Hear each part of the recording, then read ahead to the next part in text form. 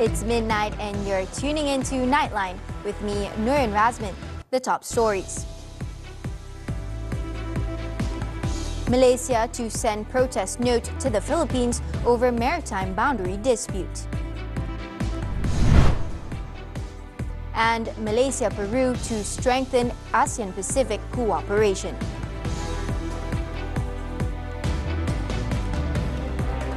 Good morning.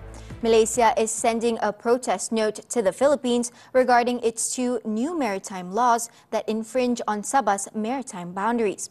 Deputy Foreign Minister Datuk Muhammad Alamin said the Philippine Maritime Zones Act and the Philippine Archipelagic Sea Lanes Act, signed by President Ferdinand Marcos Jr. on November 8th, were confirmed to have overstepped Malaysia's 1979 new map, which is based on international law.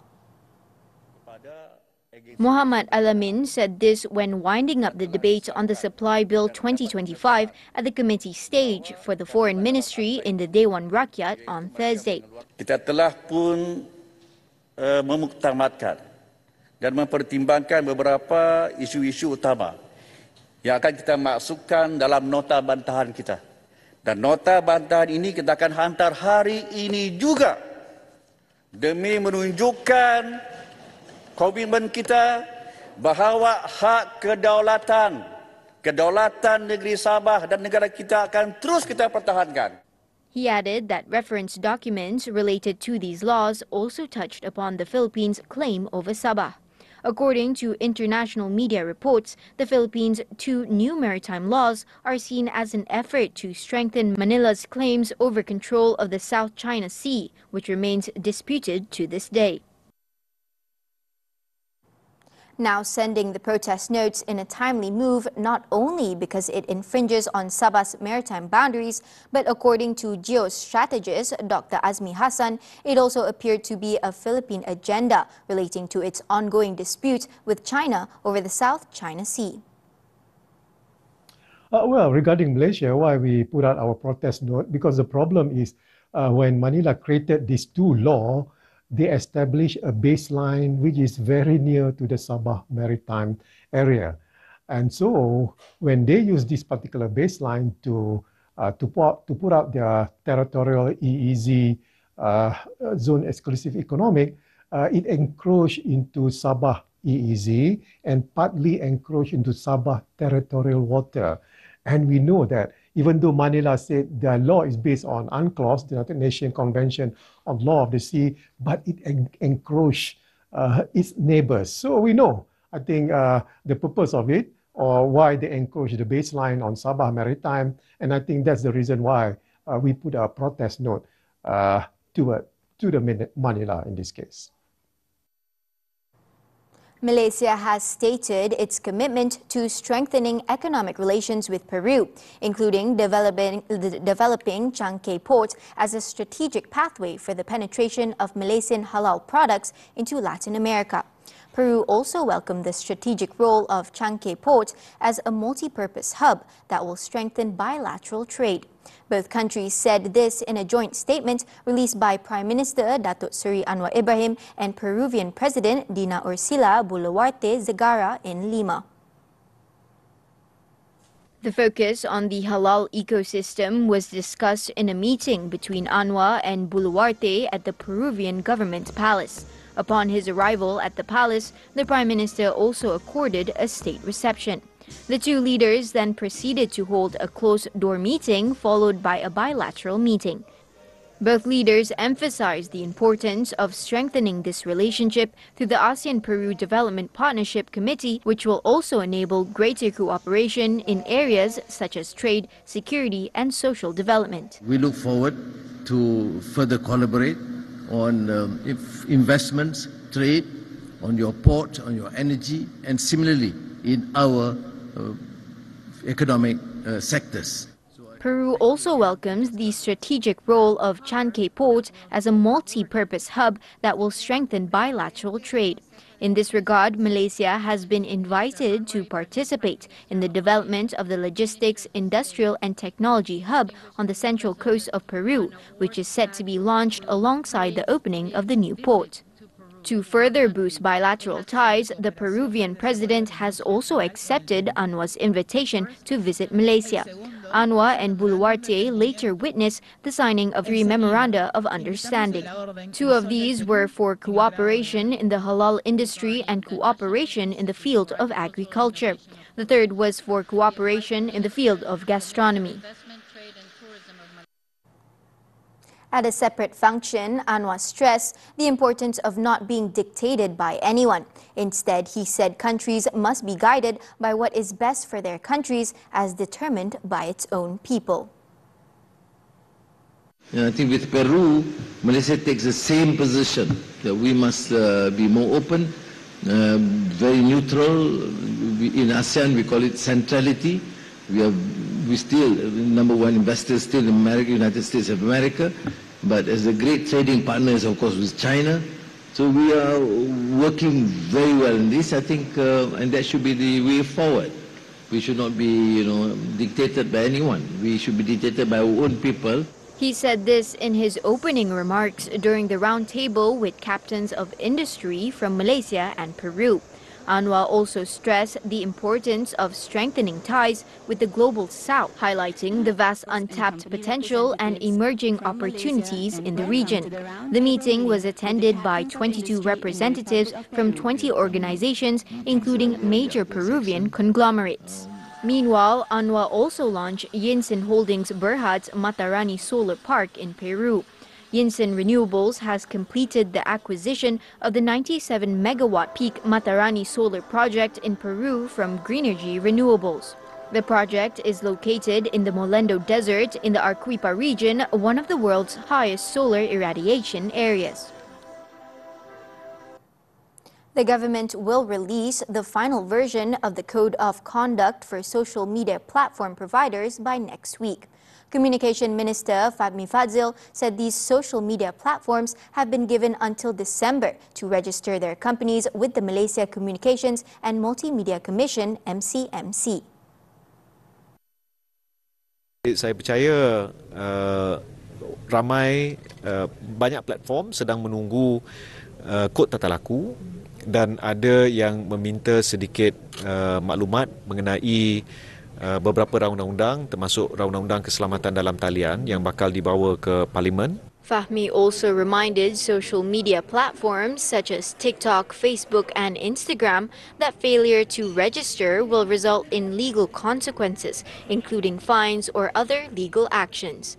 The Code of Conduct is a set of guidelines that social media platform providers must adhere to, such as being responsive to any complaints from users. The minister reiterated that the move to regulate the platforms is solely intended to curb criminal activities that have shifted to these platforms, rather than to restrict freedom or business operations. Fahmi said this after spending nearly 2 hours visiting Balai Berita in Bangsa, Kuala Lumpur on Thursday. During his visit, Fahmi also toured the new news broadcast studios used for TV3, TV9, Didik TV and 8TV. Also present were Media Prima Berhad Group Chairman Datuk Seri Dr. Syed Hussein Al-Junaid, MPB Group Managing Director Rafiq Razali and MPB Group Chief Financial Officer Rosli Sabarudin, as well as MPB Group Managing Editor Jaspan Singh, along with Media Prima Television Networks and Primework Studio Chief Executive Officer Nini Yusof. The National Council for Islamic Religious Affairs, MKI, has officially declared the teachings, beliefs and ideology of Global Ikhwan Services and Business Holdings Sendirian Berhad, GISBH, as deviant and contrary to Islamic beliefs. MKI Muzakara Committee Chairman Datuk Noh Gadut said the decision to declare GISBH deviant was made following its meeting in September. In a statement, Noh said that among the group's deviant teachings was its claim that Sheikh Muhammad Abdullah As-Suhaimi or Sheikh Muhammad Suhaimi is the Imam Mahdi. Another of the group's deviant beliefs was considering Al-Arkam founder Asari Muhammad the assistant to Imam Mahdi at the end of days. The group also claimed that the water used to soak the feet and beards of GISBH's leaders is considered blessed. Noh added that GISBH also practiced economic models that had elements of slavery, where the company fully covers the followers' needs and in return, they are required to serve voluntarily without any payment. He also urged Muslims to stay away from such teachings or possessing any material with elements of these beliefs. The Muzakara Committee also suggests that government agencies at the federal and state levels assist in the process of rehabilitating the GISBH followers and allocate a suitable amount of funds for this purpose. It also has presented its views on GISBH to MKI Chairman Sultan Nazrin Muizzuddin Shah of Perak, as well as the Conference of Rulers last month. Most states have declared GISBH's teachings as deviant after police raided 20 welfare homes linked to the company in September and rescued 402 children, some of whom were allegedly sexually abused. Since then, more than 600 children have been rescued from GISBH-linked welfare homes. Last month, GISBH Chief Executive Officer Nasiruddin Muhammad Ali and the son of the late Al-Arqam founder Adid At-Tamimi Ashari were among the 21 people charged with being members of an organized criminal group since 2020. In Perak, a married couple was among 3 individuals detained by police for trafficking more than 51 kilograms of methamphetamine worth more than 2 million ringgit. The trio, aged between 25 and 27, were picked up from Taman Srijaya near Slim River on Monday. Federal Narcotics Crime Investigation Department Chief Datuk Seri Kau Kok Chin said that the suspects, 2 men and a local woman who served as drug transporters, were arrested at 3:35 p.m. 50 plastic packets containing methamphetamine powder and crystal chunks concealed inside suitcases in their car's trunk were recovered. Kita akan list out dia punya orang kata family tree dan kita akan tengok dari segi dia punya link, lepas tu dari segi bentuk dan yang kita rampas itu dia punya MO sama. Sampai bungkusan tu pun dia dah jadi satu tanda kepada kita sindiket tu dari mana. Ada yang tulis Kuan Yin Wong, ada yang tulis macam-macam. Jadi daripada bungkusan daripada dia punya itu kita boleh identify dan kita memang monitor daripada setiap masa. The drugs were believed to have been smuggled in from a neighboring country. All 3 suspects have been remanded for a week until November 18th to assist police into the case, which is being probed under the Dangerous Drugs Act.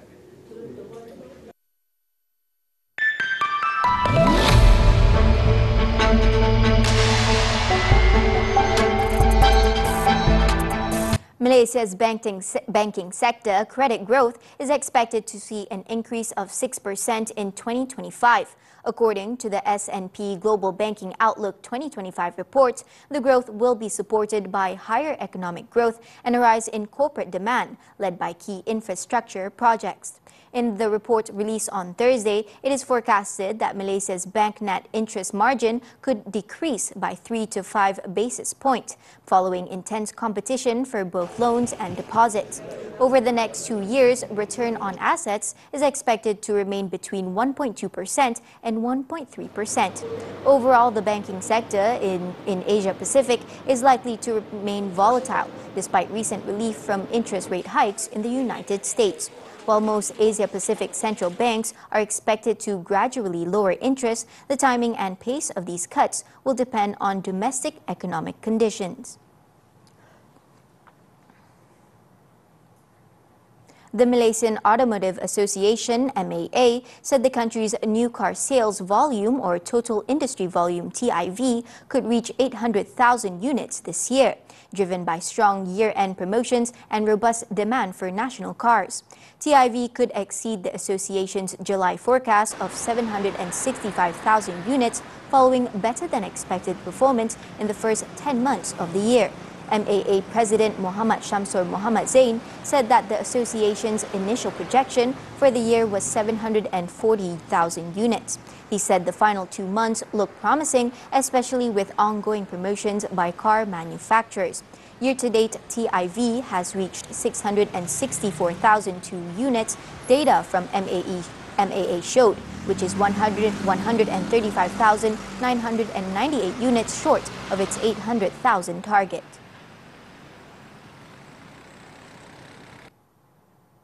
As Tesla's electric vehicle sales flatten this year, CEO Elon Musk has increasingly stalked the company's future on his vision for self-driving robo-taxis. Musk, who is now one of President-elect Donald Trump's biggest backers, however, may have the influence to help overcome the significant technological and regulatory challenges ahead. Tesla currently faces a diverse landscape of state driverless vehicle laws that Musk blasted on October 23rd, calling it incredibly painful to do it state by state. He signaled he would advocate for one federal approval process if Trump won. However, even if Musk secures favorable regulation, Tesla would still face steep technological and legal hurdles in deploying the driverless vehicles, along with questions over how to ensure them.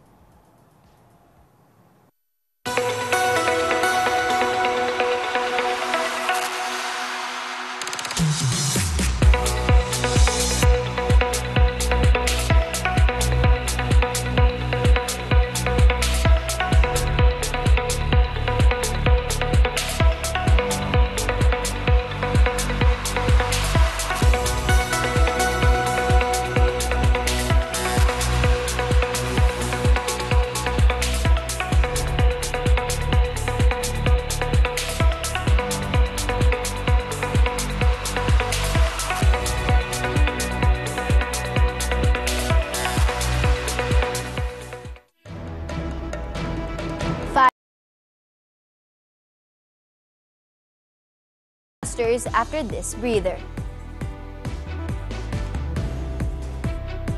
Dapur Panas kali ini saya bersama dengan artis tanah air kita, tapi dia mencipta nama di Indonesia. Dan sekarang ni dia datang Malaysia untuk mencipta nama di Malaysia pula. Power kan? Kalau nak tahu siapa artis tu, jangan lupa saksikan Dapur Panas setiap hari Jumaat jam 11.30 pagi hanya di TV 3. Baik. Yang ni pula kita try. Saya nak try kita punya asam pedas. Woi, chef. Seriously. Siapa yang suka asam pedas, kena try buat pasta ni. Betul. Saya difahamkan bahawa unit jenayah dah dapat detect tempat tinggal gangster-gangster tu. Kenapa dia nak buang bayi tu bila bayi tu berumur 1 bulan? Tak apa, nanti kita tahulah tu. Diamlah. Ini masalah rumah tangga. Polis Peronda setiap Jumaat 10 malam di TV3 dan stream sekarang melalui Tonton. Orang Lembah Kelang! Uji bakat Kapi Soda One in a Million bakal menemui anda hujung minggu ini. Takkanlah tak nak menang hadiah bernilai RM1 juta kan? Jom sertai uji bakat Kapi Soda One in a Million di Kompleks Perdana Siswa Universiti Melaya pada 16 dan 17 November ini bermula jam 10 pagi. Jangan lupa cek syarat-syarat penyertaan di akaun social media Kapi Soda OIAM TV3 dan mana tahu anda satu dalam sejuta yang kami cari. Ada fatah untuk dihalalkan. Silap-silap. Ada cerita pilihan yang perlu disaksikan. Karisan Jana. Apa ni? Cinta Grade A. Maksud doktor, embun di hati. Aku dah muak lah makan benda macam ni. Telapak waktu. Antara kita ni, cuma kawan rapat je. Validasi. Tunggu apa lagi? Saksikan cerita pilihan TV3 sebelum jadi pilihan orang lain dan stream sekarang di Tonton.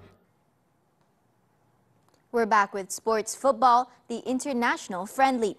Harimau Malaya returned to winning ways with a stellar performance, beating Laos 3-1 in Bangkok, Thailand on Thursday. The national team took the lead early in the game with a goal by youngster Harith Haikal Adam Afkar in the 6th minute. Laos fought back and equalized the score in the 33rd minute with a well-taken goal by Kidavon Suvani, making it 1-1 at halftime, but Harimau Malaya quickly regained the lead in the second half when Stuart Wilkin calmly converted from the spot just after the 1-hour mark. Sergio Aguero then sealed the convincing 3-1 victory for Malaysia in the 83rd minute by scoring another penalty. The national team will have another friendly lineup against India next week, while Laos will take part in a friendly match against Thailand. Moving to badminton, the 2024 Kumamoto Masters. Malaysia's presence at the tournament remains strong, with 5 national shuttlers advancing to the quarterfinals of the prestigious Super 500 tournament after navigating through a challenging second round. In the men's singles, world number 7 Li Zijia was made to sweat by Taiwan's Su Liyang before recording a 19-21, 21-8, 21-16 win. The former All-England champion will take on Indonesian fourth seed Jonathan Christie in the quarter-finals next. In another match, national shuttler Leong Junhao pulled off another surprise by upstaging Japan's world number 11 Koki Watanabe 21-10, 16-21, 21-13 in the second round. The world number 31, however, faces a tall order next, as he will battle Japan's second seed Kodai Naraoka for place in the semi. Joining them were mixed doubles shuttler Go Soon-hwat, Shevon Jamie Lai. The married couple needed just 35 minutes to subdue China's Zhou Zhihong Yang Jiayi 21-19, 21-11 to set up a meeting with Japan's Hiroki Midorikawa Natsusaito in the quarters. However, it was the end of the road for men's doubles shuttler Aaron Chia and So Woo-geek. The recent Korea Masters champions' run at the tournament ended in the second round, as they were swatted aside by Taiwanese duo Chu Sang-chae, Wang Chi-lin 11-21, 13-21 in just 26 minutes. Independent pair Goza Fei Nur Izzuddin Muhammad Rumsani also met the same fate as the world number 8 duo were sent packing by compatriots Nur Azrin Ayub and Tan Wee Kyung 9-21, 21-23 in just 36 minutes. Nur Azrin Wei Kyung will meet Taiwan's Xiang Che Lin in the quarterfinals for a spot in the semis. On to tennis, the 2024 NITO ATP Finals. Two-time champion Alexander Zverev further underlined his strong title credentials at the tournament by defeating Casper Ruud in straight sets on Wednesday to move to the top of the John Newcombe group. The 27-year-old maintained his recent impressive form, beating the Norwegian 7-6, 6-3 in 1 hour and 26 minutes to secure his second win at the competition. After 2 supreme performances, he will take on an under-the-weather Carlos Alcaraz Garcia to qualify for the next round. Earlier, Alcaraz dispatched Russia's Andrei Rublev in impressive fashion to revive his ATP Finals hopes. The Spanish 4-time Grand Slam champion, who has been struggling with respiratory issues in Turin and wore pink nasal tape during his match, enjoyed a resounding 6-3, 7-6 victory. Israel's warfare methods in Gaza consistent with genocide. The details when Nightline returns. A woman's spirit is boundless. So grab your coffee cups and wear your sassiest smile. Because this season, we're louder than ever. We talk career, health, finance, relationships, and everything in between. Women's Talk is here to empower and inspire you. Join us on Women's Talk every Saturday, 5 p.m. only on TV3 and stream now on Thursday. Apa yang lagi menawan daripada senyuman saya? Mestilah undian baru boleh jadi 2 terbaik setiap minggu. Untuk semua pengguna tonton biasa, undian 50 kali saja. Tapi dengan tonton up, undi 100 kali pun mahal lah. RM20 untuk 3 bulan. Just give me my money. Subscribe and undi sampai menang TV. Undi, jangan tak undi. Berdua lebih baik. Suka sama suka. Macam mana nak dapat 1 juta tak susah pun. Hadirkan diri anda ke uji bakat Kopi Soda 1 in a Million di Ion Mall, Stesen 13 Shah Alam hujung minggu ini. Iya, pada 16 dan 17 November bermula jam 10 pagi. Sebelum datang, semak syarat penyertaan di akaun media sosial Kopi Soda OIAM TV3 dulu. Mana tahu anda adalah bakal pemenang Kopi Soda 1 in a Million yang kami cari.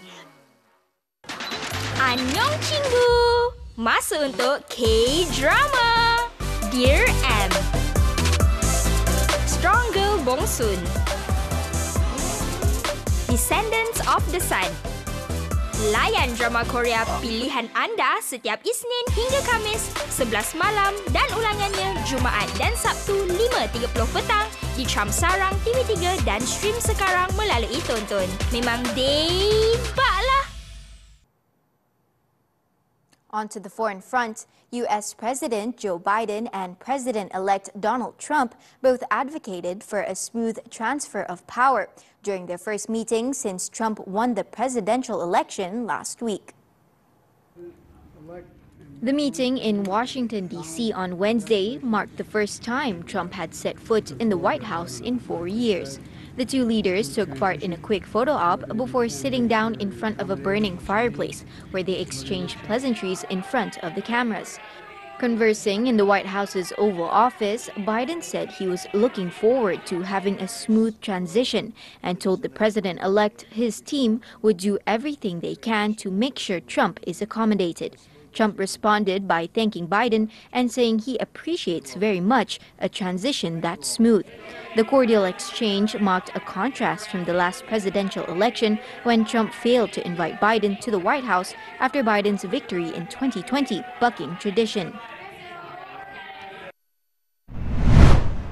Meanwhile, Donald Trump's Republican Party has now achieved full control of the U.S. government after media projected wins for the party in a handful of close races in the House of Representatives.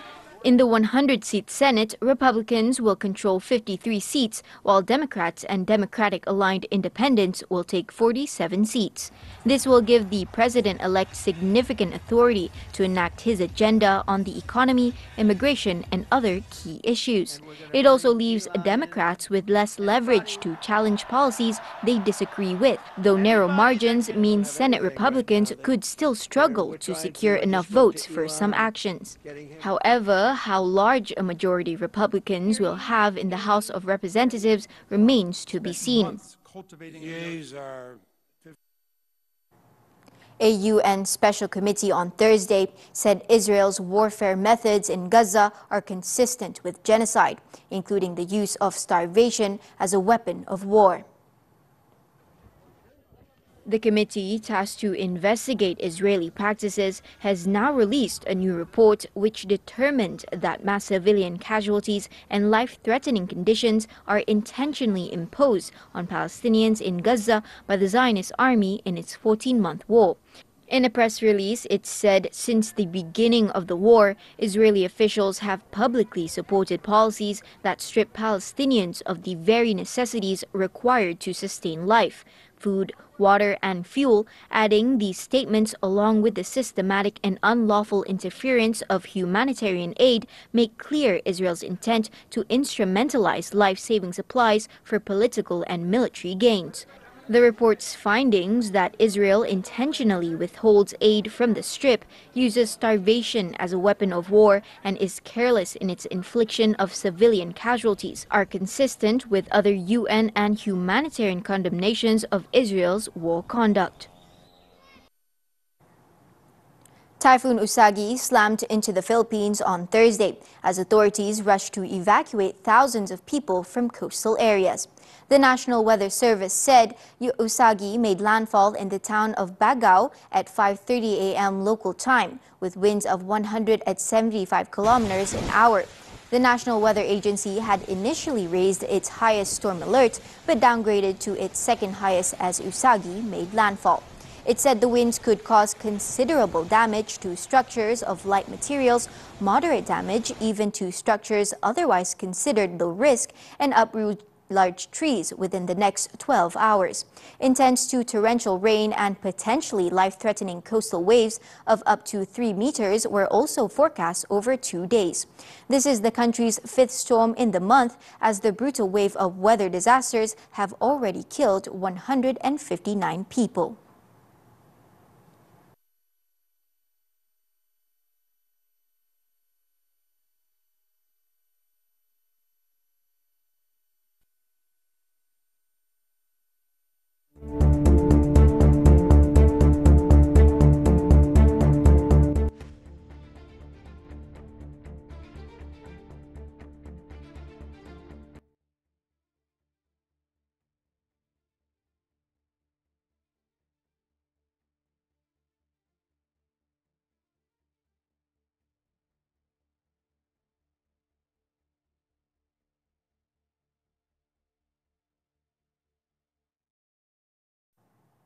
And that concludes Nightline this time around. Before we leave, let's take a look at a historic neighborhood in Egypt's Old Cairo, where a 65-year-old carpenter continues to navigate his workshop surrounded by workers shaping wood, a testament to decades of craftsmanship.